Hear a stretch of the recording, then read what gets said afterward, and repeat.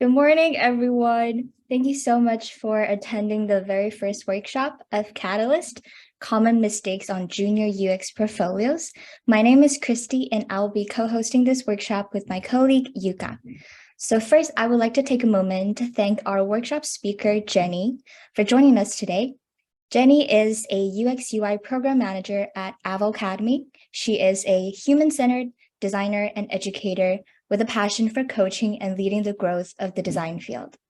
So a little bit about our sponsor, Avocademy. Avocademy is an online learning platform that offers a bootcamp program in UI and UX design. We will share Avocademy's social media contacts at the end of this workshop. So without further ado, let's give a warm welcome to Jenny. Jenny, feel free to take it away. Awesome. Thank you so much, Christy. All right, I'm going to share my screen with you all. And first, just want to start out with giving you all a big, thank you and good morning for joining early on a Saturday morning. I know you all are working very diligently on your project, so a big thank you. And I'm super excited to be here. So what I'll be talking about today is some common mistakes on junior UX portfolios. But I will do a brief introduction of myself. I'm Jenny. I currently live in Florida. I was born and raised here, but I've lived in a lot of different cities. My heart will always be in Chicago. So a shout out to all the people that are from Chicago. Go Bears. I am a first generation college student. I have 2 design degrees. I have a bachelor's in architecture, a master's in human computer interaction. I have published UX research specifically in the field of accessibility. I've worked at small and large organizations, so as small as a 9-person startup to huge corporations like MasterCard. Most of my career has been as a product designer, and I'm currently an educator at Avocademy. So Avocademy, despite what you may think by the name, we do not help people make guacamole. We actually teach people how to do UX UI design, and then we help them get awesome jobs. So we help all sorts of people. Our students on average make about $85K a year, and we've helped people land jobs at a lot of well-known companies. So I know that I'm probably preaching to the choir here, but just in case everyone isn't as familiar with the term UX, it pertains to the design of apps and websites. So it's how an app looks, and then also how it actually works, the overall user experience of it. Okay, so I will hop right in. And if you have any questions, I can take those at the end. We should have some time if any questions pop up along the way.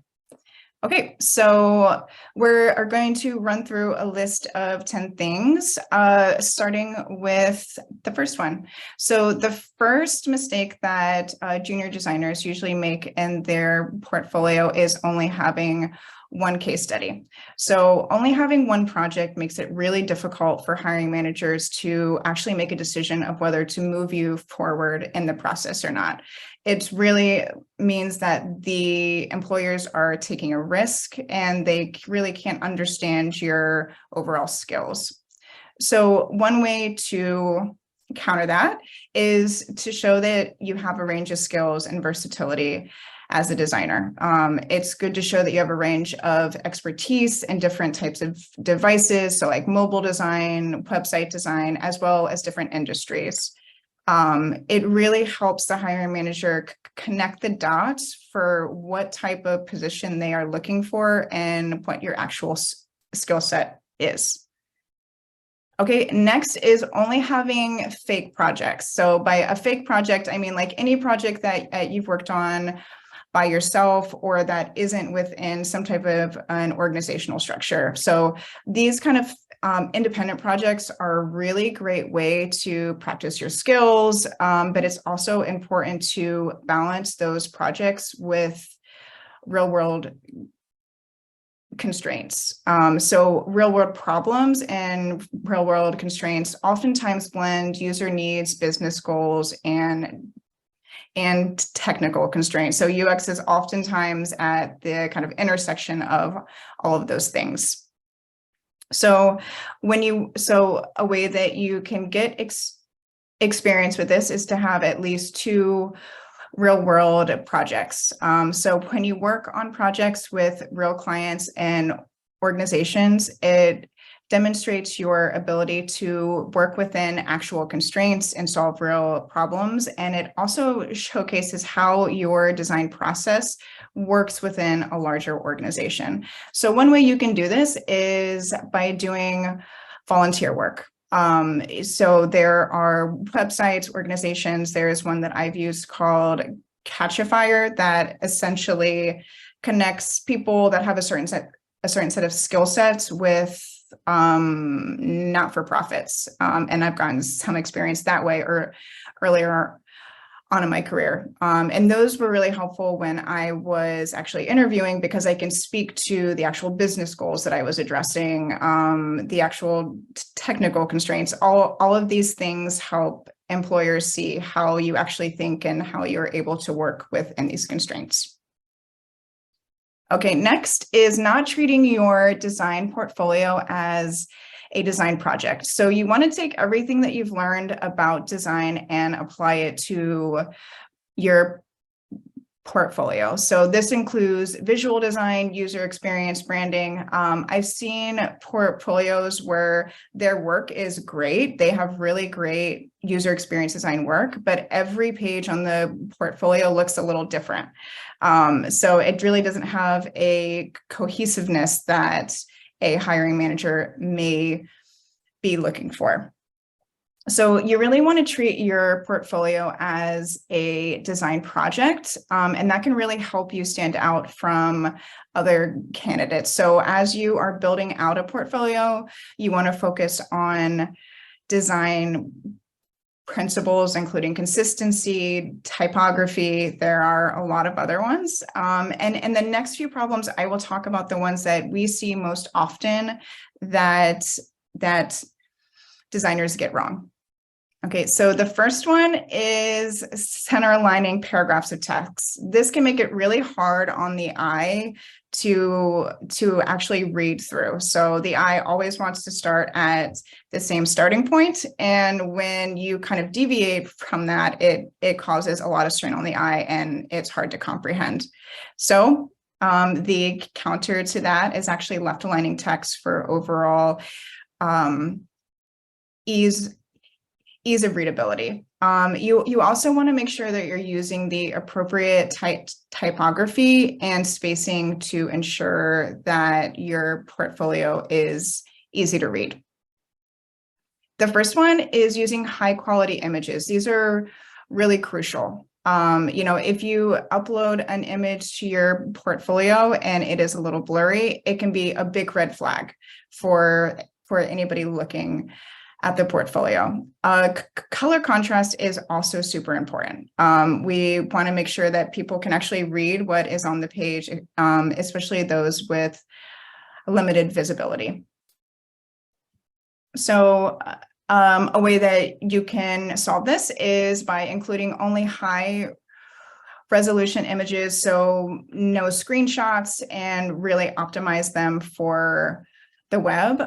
You also want to ensure that your color contrast is appropriate for easy readability and accessibility. Okay, number 6, and I see this happen often. Sometimes we as designers forget who we are actually designing our portfolio for, and that is usually for hiring managers or for clients. So your portfolio should be designed with your potential employer or client in mind. So you want to make it very easy to navigate. You want to help them find the information that they are looking for really, really quickly. And you want to make it easy for them to browse through all of your projects. It can, hiring managers only have a few seconds to look at your portfolio. So you really want to make it an impact, and you really want to make sure that they can find the thing that they need kind of right off the bat. Okay, trying to stand out in the wrong way. So it's really important to stand out from other candidates, but you really want to make sure that you're doing so in a way that aligns with the industry and your overall personal brand. So trying to get too flashy or too gimmicky can come across as unprofessional and can detract from your overall work. I know that I am very guilty of this, especially earlier on in my career when I was doing a lot of research into other portfolios. I would see like one that was just designed, it was just like awesome design, things are going everywhere. And I would try to mimic that. And then mine would just look like a hodgepodge of things, and then I would realize that I was working on my portfolio for 3 weeks and I hadn't actually gotten to my actual work. It was just designing this super crazy website, and then it ended up not like really looking great. So you really want to focus on like designing something that is really showcasing your skills in a unique and in a unique way. And then you also want to make sure that it is authentic and professional. So you really want to look at like, what is your overall personal brand and what are you trying to convey as a designer, and making sure that that comes through. It's okay if it doesn't look like, you have 100 years of experience in design. What matters more is the overall usability of it. Okay, outdated design. So this would be a little less common for a person coming right out of school, but you really want to show that you know and understand current design standards in UX. So in our field, things change super quickly. Work that I did even 5 years ago looks really outdated on my portfolio now, so I don't include it unless I have updated it. So design trends are always changing, and you really want to make sure that you're highlighting recent work in your portfolio and not have work that is from a lot of years ago or shows a lot of outdated trends. So some common ways that we see this is through device sizes. So like using an iPhone 4 frame, that can be an indication of like, maybe you aren't as like up to date on the current design trends, since maybe iPhone 4, there aren't a lot of those around anymore. We also see a lot of kind of outdated designs in terms of UI styling. So again, UI design trends and best practices can shift, and you want to make sure that you are showing the most up to date. Okay, so one way that you can do that is stay up to date with the latest design trends and best practices so that your portfolio looks very, very modern and relevant. Okay, and then also a big common mistake is not explaining your process. So people really want to understand how you think. So you don't want to include just a final output. Right. You may have like a really great UI, but people really want to understand how did you actually get there? So your design process is as important as the final product. So you want to make sure that you explain it in detail. You want to include in your design process, you want to include anything in your design process that can help potential employers understand your approach to overall problem solving. And it also demonstrates how you think critically about certain problems and your problem solving skills. And then last but not least is not being specific enough. And by that, I mean, in your portfolio showing that you do a little bit of everything, that you're a UX designer, that you're a graphic designer, that you're a magician, that like you're a developer. When somebody's looking at your portfolio, they should be very clear that you are a UX designer or whatever design job you are actually looking for. So a lack of focus can make it difficult for employers to really understand what you actually excel at. So you really don't want to like water down any of a design work by including a little bit of everything in your portfolio. So you really want to focus on showcasing your strongest skills and your areas of expertise. So if you have a really strong strength in UX design, I would show that. I personally have a side business. I do ceramics, and I'm very proud of that. And it's a big part of my identity, but I have to try super hard to make sure that it's clear that I am a UX designer, an educator in my portfolio, and that my kind of side skills, the things that I'm not trying to get a job for, are very, very secondary.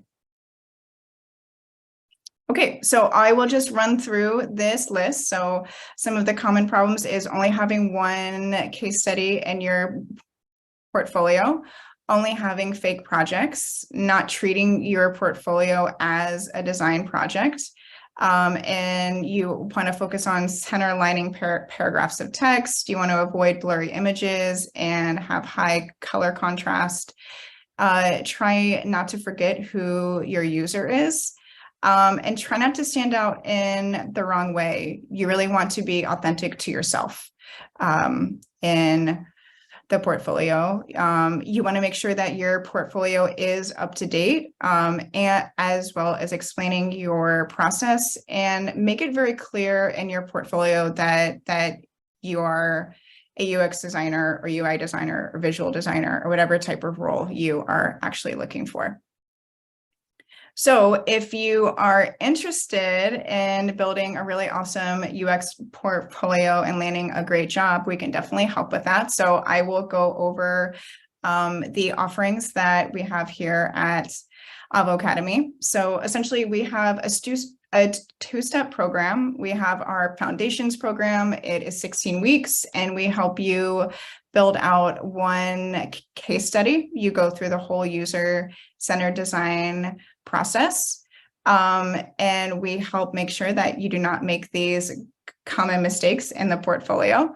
And then after you are done in foundations, you can then apply for our career jumpstart program. And this is where you get a lot of real world experience. You'll like actually work with real clients. You don't need to worry about finding your own work to get experience working with within real world constraints. So with those, maybe you have a little bit of design practice. Maybe you have majored in design, but you just want help actually getting a job. You can kind of bypass our foundations program and then jump right into our career jumpstart program. We have helped a lot of current graduate students, a lot of current college students get jobs after they graduate. And then if you're looking for something a little more lightweight, I know as a designer, the design field changes very, very rapidly. What I learned in school a few years ago is now there's 100 other things that I actually need to know. And it's just amazing how quickly the field is changing. So we also offer design masterclasses, and these are more bite-sized classes. And what it is you essentially get a subscription to a library of design courses. So this could be courses like Agile for UX UI designers, UX accessibility, working with developers. We have a whole library of different ones. So each of the courses are between 10 and 15 hours, and you can work on your own time. You also get access to a Slack community of early career designers, and then you also get a certificate of completion after you have done each of the master classes. Okay, so that's my pitch. Okay, so you can contact us at all of these places. And then I can also open up the floor to any questions that you all have. I'm happy to answer questions about what we talked about today or Avocademy in general.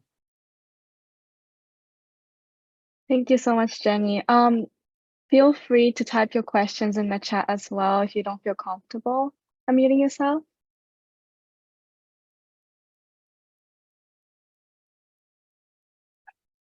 I have a question to maybe kick us off a little bit. Yeah. If you don't mind, Jenny. So as someone that's building my own portfolio and always trying to kind of get myself to like the final stage where I'm like, this feels right, this feels good to go. What are some of the biggest maybe green flags that you know of, maybe not as necessarily from a recruiting standpoint, from maybe from your own perspectives, like what's like a really good green flag to see on a portfolio that you see and you're like, yes, this is a great portfolio? Yeah, that is a really great question. I think portfolios, maybe as counterintuitive as it may seem, the ones that are like the simplest, the ones that are super straightforward, it's very clear who you are as a human without going into too much detail, like your whole life story.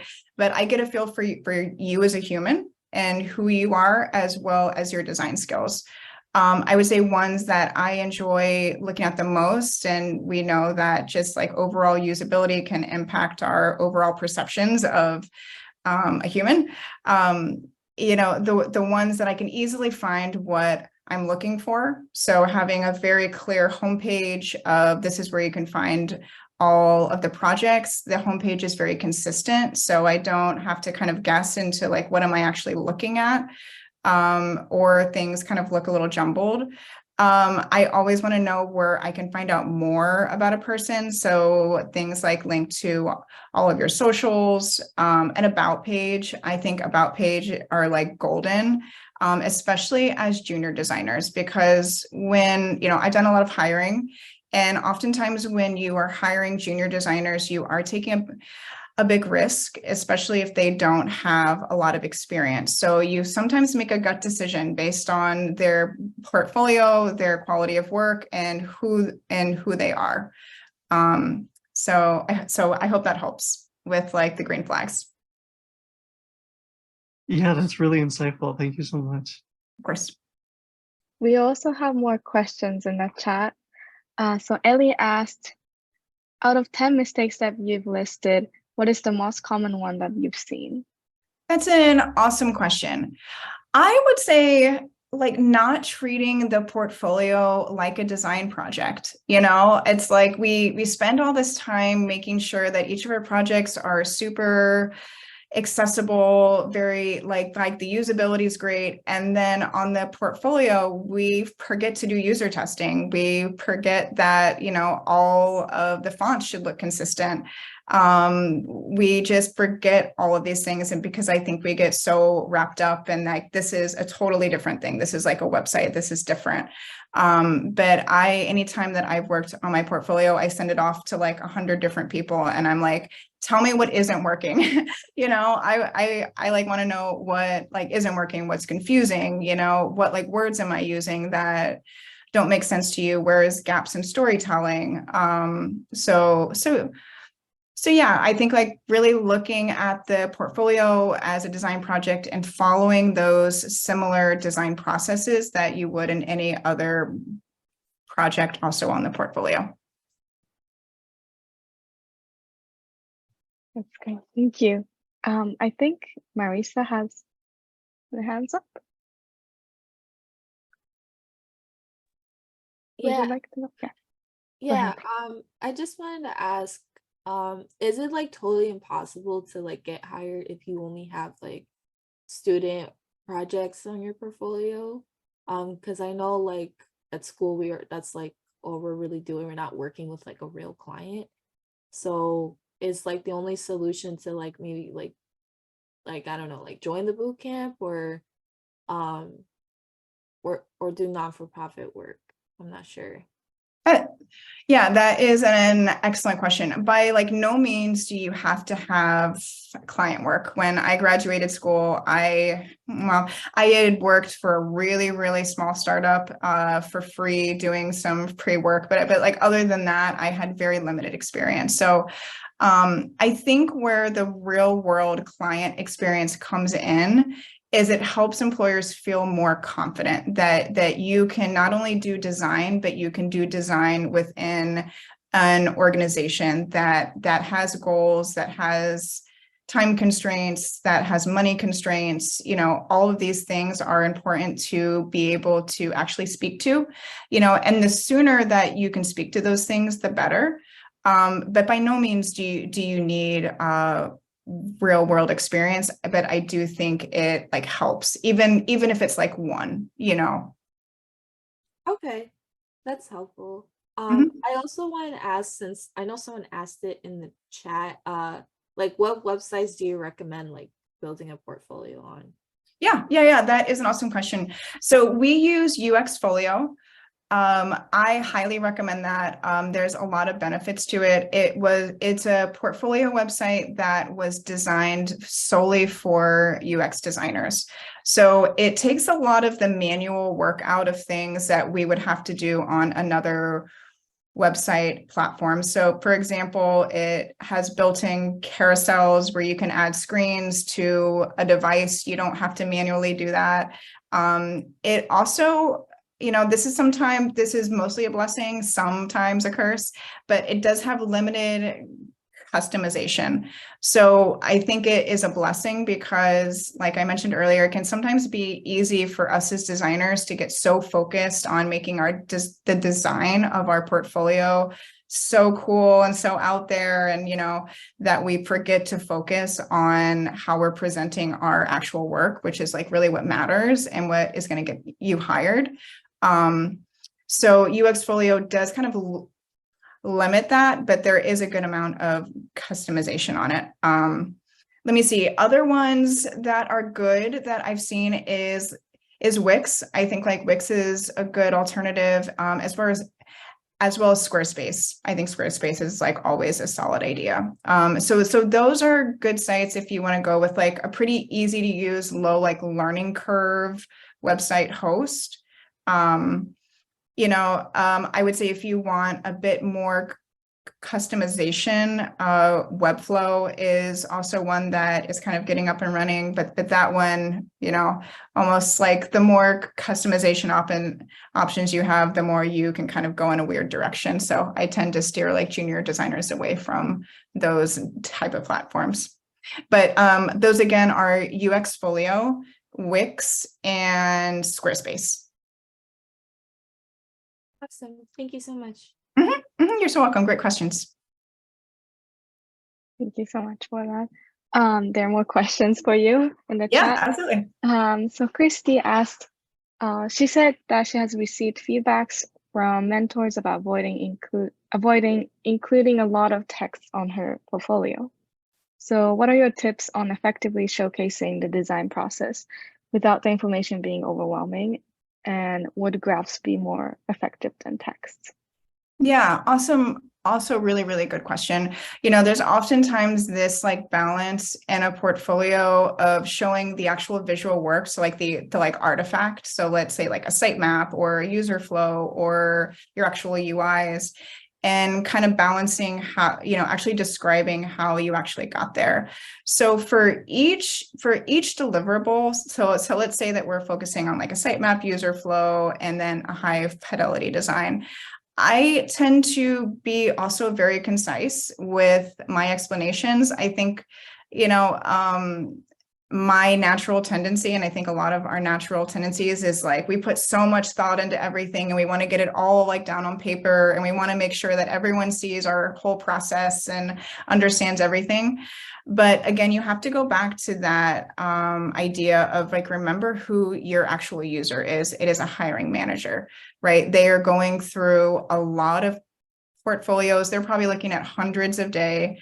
They need to be able to see the work. They need, and not have to sit through a ton of text. So, the time to kind of expand on all of these things is in an interview, and the portfolio, you want to show that you have the skills, maybe explain a bit and like the high level points, but really save a lot of the kind of explanation and like going into extensive detail for something like a walkthrough, like once you get an actual interview. And there's some differing opinions about this. I've seen some really great portfolios that do have a lot of text, but I tend to prefer, and this is what like we recommend, is on like, focus a little less on like the explanation and more on the actual output. And then your last part of your question, would graphs be more effective than text? I think in some cases, absolutely, especially if you're showing information like UX research, and you did a big survey and you have a lot of numbers, we have to think of our users like they would so much rather see a nice infographic than something like I'm going to write out 10 items of like a whole bunch of numbers. Chances are what's going to happen is their eye is just going to skim over that. So by translating that into something that's a little easier to consume, the more likely people are going to actually look at it.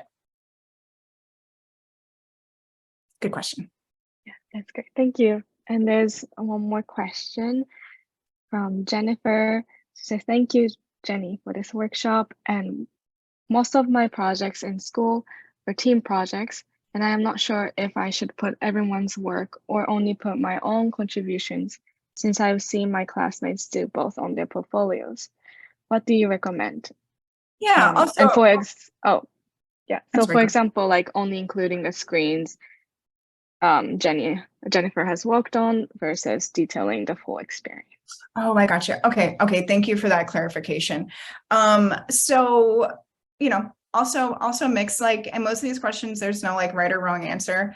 Oftentimes what I would recommend is showing the full process and actually calling out where you actually contributed, right? Because chances are your actual contribution, let's say that you worked on just the UI, a lot of that work, a lot of that like thinking came from other people, and you probably worked with them throughout a lot of that like actual thinking anyway. So you are a part of that kind of full process. What you don't want to misrepresent is that you did everything yourself, right? So like for example, when I've worked in many companies, and I will show work that maybe I wasn't the only designer working on it. Maybe I like helped with it, things along those lines.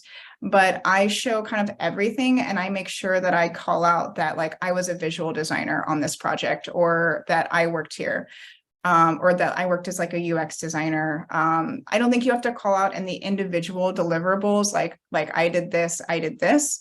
Maybe you do kind of talk about, how that deliverable impacted what your individual contribution is. But always give attribution to people's who have worked on something for sure. But I think it's okay to kind of include everything, as like, even if you didn't work on it, as long as it was part of the process and the project that you were actually working on. And this is just my personal question in addition to that, but for UI UX portfolio specifically, like, is it good to mention those, like the number of people who was involved in it, and like what kind of people were involved as well? Yeah. I think so. It's really good for people to be able to see what type of teams you have worked on before. So if I say that I was the UX designer on this, UX designer can be interpreted in a lot of different ways, right? But when you include a little more context for people, so let's say that you worked on a project and you had a researcher, you had a project manager, you had a UI designer and a UX designer. I like recommend including that you had all of those working on the projects, and your role specifically was a UX designer. Does that answer your question? Yeah, thank you so much. Mm-hmm. And then we have more questions for you too. Yeah, absolutely. I'm sorry if I'm butchering your name, but Mikhail? No worries. Good morning. I just wanted to thank Jenny for giving us this time this morning to like give her thoughts on everything. I feel like this advice is very useful. I wanted to ask first if like these slides or any of the other presenter slides could be presented in like a list of links after through like a Catalyst email, so that all of the people participating can get access to this later, because I feel like this would be very helpful. And it would also help like ADP List or Avo Academy. Also, if students are interested after reading those slides, they know where to reach them through like Instagram, TikTok, or whatever. So I feel like that'll be very useful.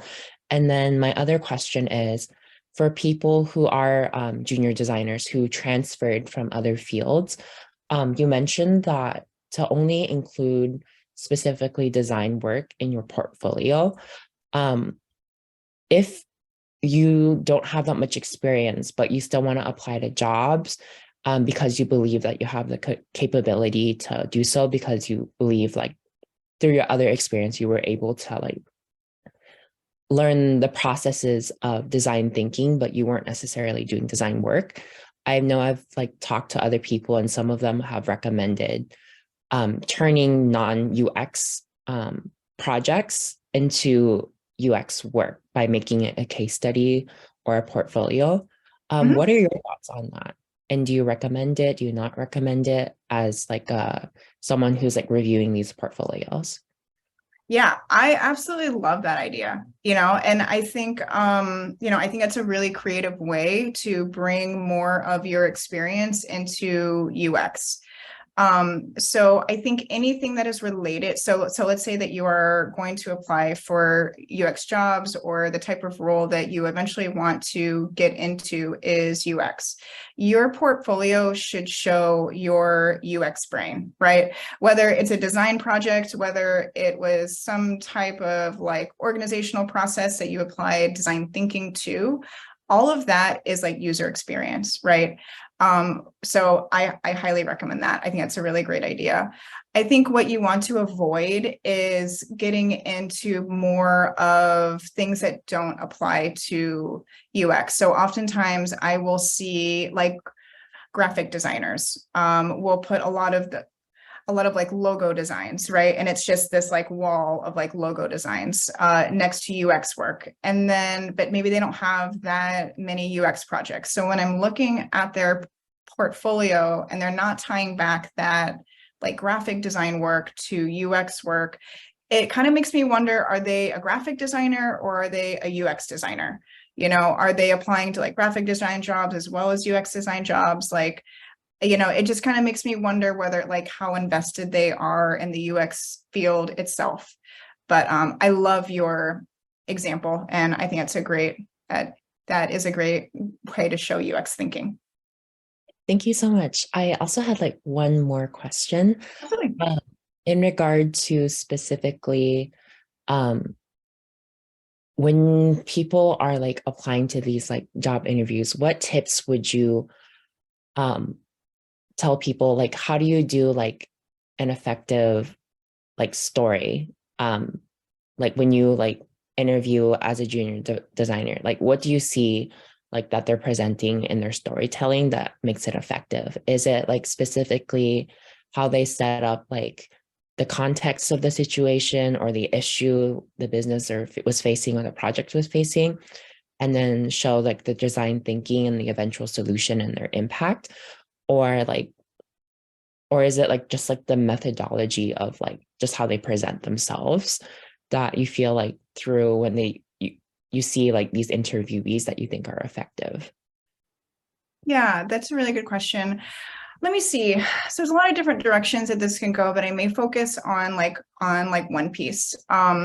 One thing that I think is really important and something that I kind of struggled with at the beginning of my design career is I went to every kind of job interview thinking that I had to kind of prove myself and show that I had more experience than I did. And, then I would kind of use language or maybe terminology that I wasn't super familiar with, but I said it anyway, and all of those things start to kind of stand out. So when you're going into an interview as like a junior designer, and maybe this is your first job, I would say like be like very authentic, and be like very honest. Now, honesty doesn't mean that you have to like drive home the point that you know very little about design in like the real world and blah, blah, blah.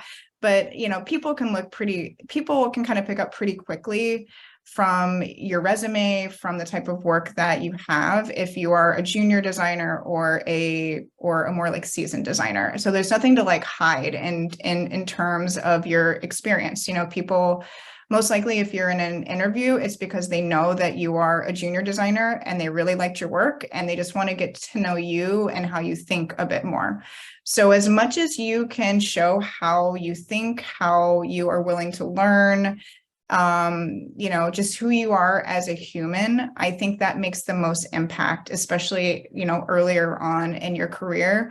When, like I mentioned earlier, a lot of the times hiring a junior designer is more based on gut. You know, it's like, I do think that this person can learn. I think that they will be easier to work with. It doesn't seem like I'm going to have to do like a ton of work to kind of get them up to speed.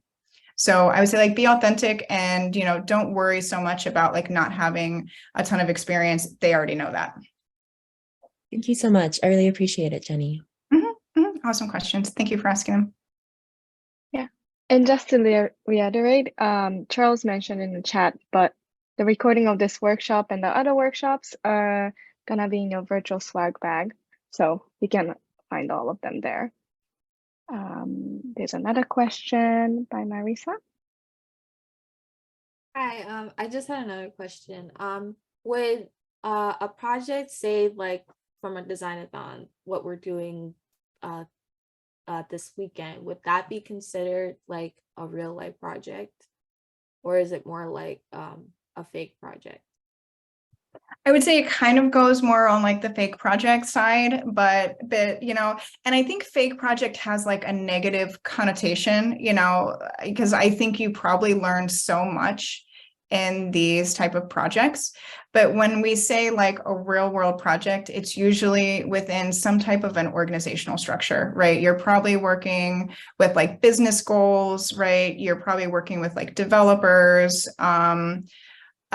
you know, it's not just about the like design of something. You know, that being said, I would absolutely include projects like this in your portfolio. These are oftentimes some of the best ones and the ones that are more of like a passion project. And you tend to, I think people tend to speak more passionately about things that they're like, yes, I did this and it was great and it was so much fun. And employers love to see that. You know, I have one project in my portfolio that was from like a design grant that I did with like a group of friends, and it's by far, even now, it is my most favorite project. And if I can talk about it in an interview, I do it, because it was like so much fun, you know, and the more that you can kind of present like your like learning and what you're doing as like a passion, as like something you like love and want to get better at, I think that that will take you very far. Okay, yeah, that's very helpful. Okay. Thank you so much again for answering my Okay. question. Okay, for sure. Good question.